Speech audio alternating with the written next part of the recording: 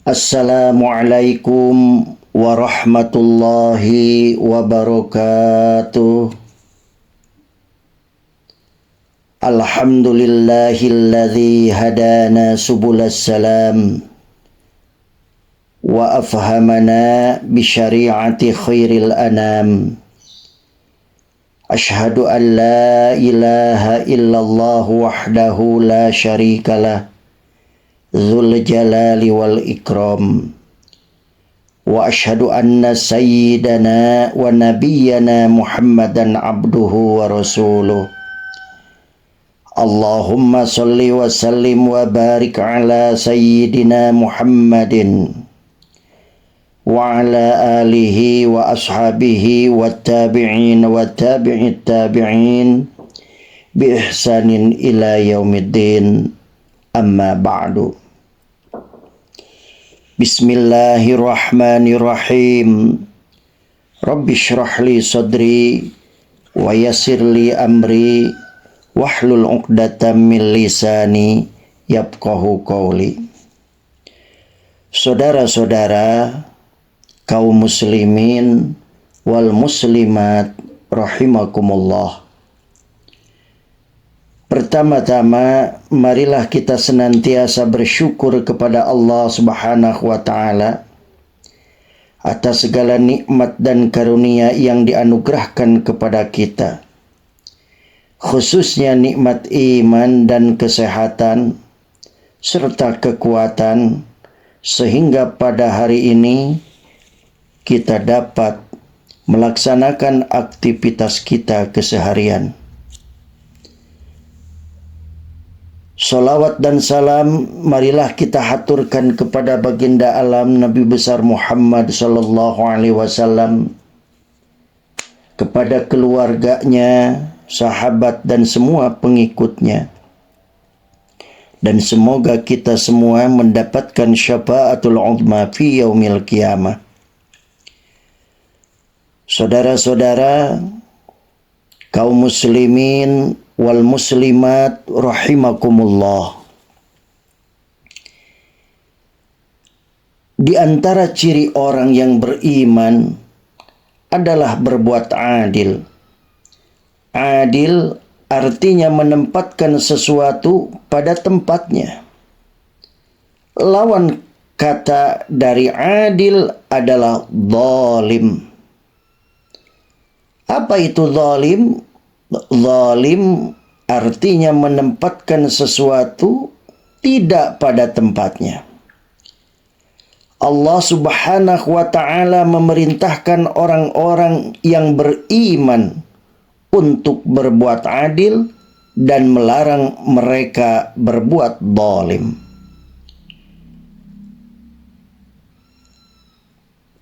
Firman Allah dalam Al-Quran, Ya ayyuhalladzina amanu kunu qawwamina lillahi syuhada'a bil qisti wa la yajrimannakum syana'anu qaumin ala alla ta'dilu i'dilu huwa aqrabu littaqwa wattaqullaha innallaha khabirum bima ta'malun. Hei orang-orang yang beriman, hendaklah kamu jadi orang-orang yang selalu menegakkan kebenaran karena Allah. Menjadi saksi dengan adil. Dan janganlah sekali-kali kebencianmu terhadap sesuatu kaum mendorong kamu untuk berlaku tidak adil.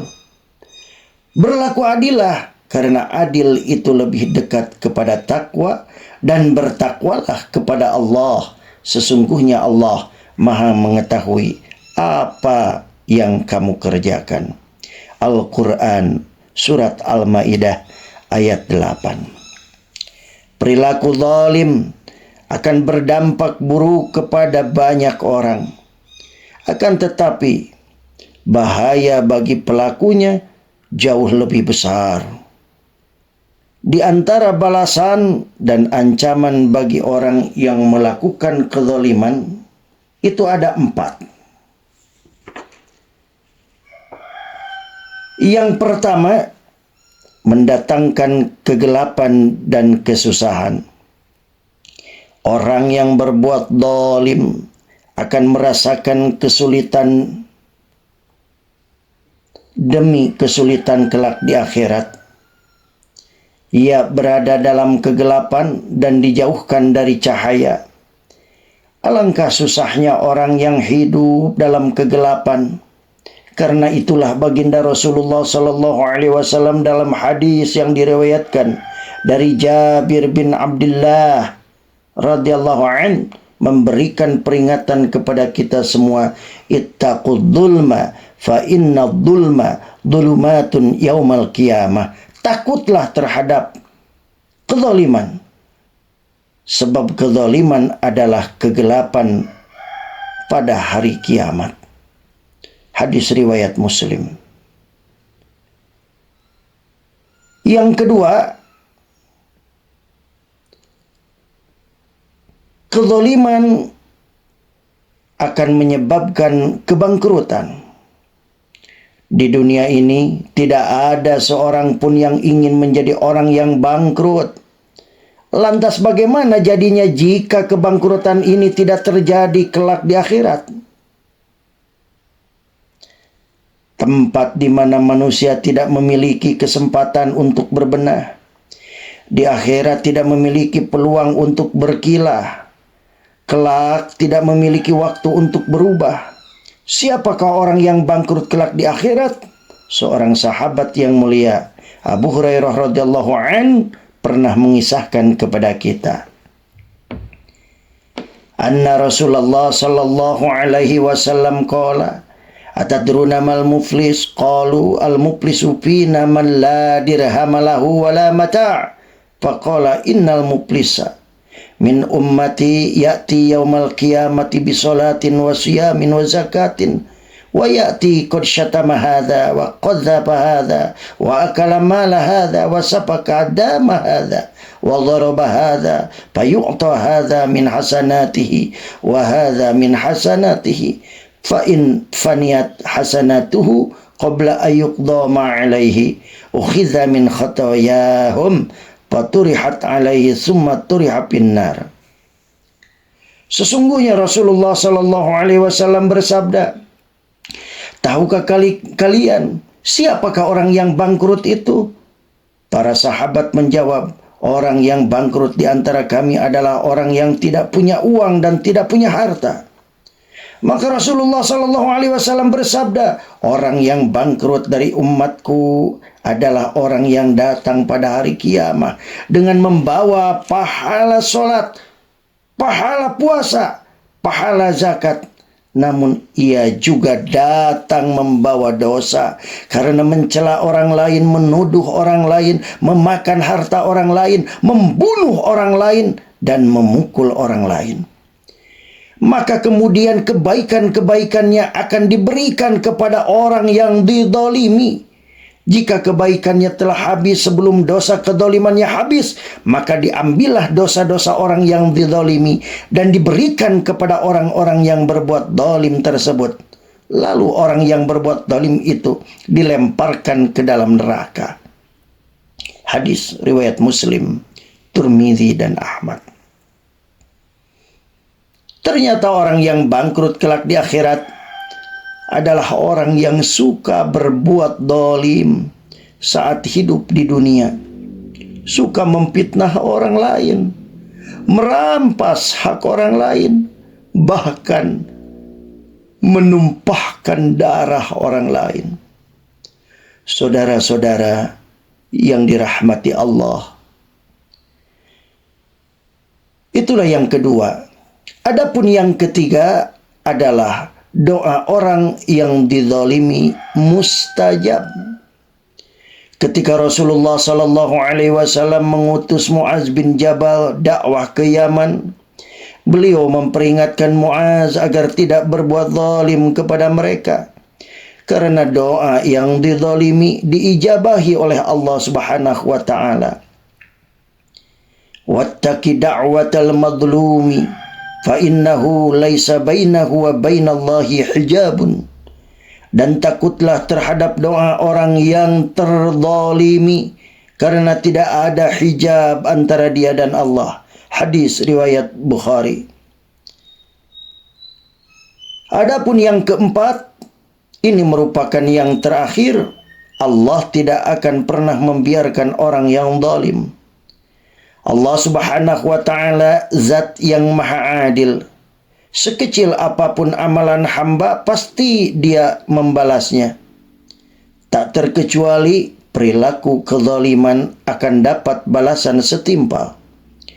Rasulullah sallallahu alaihi wasallam menegaskan dalam hadisnya, innallaha la yumli lidh-dhalimi hatta idza akhadhahu lam yuflithu.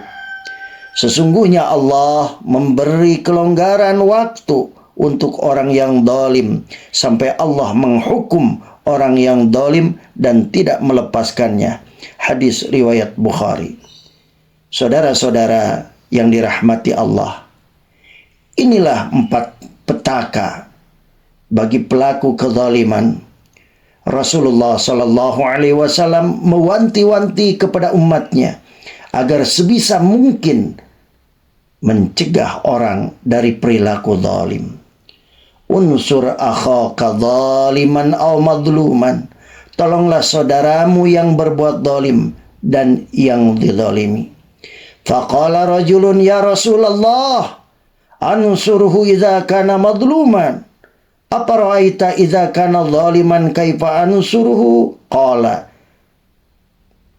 tahjuzuhu aw tamna'uhu minadh-dhulmi fa innallaha dzalika nasruhu.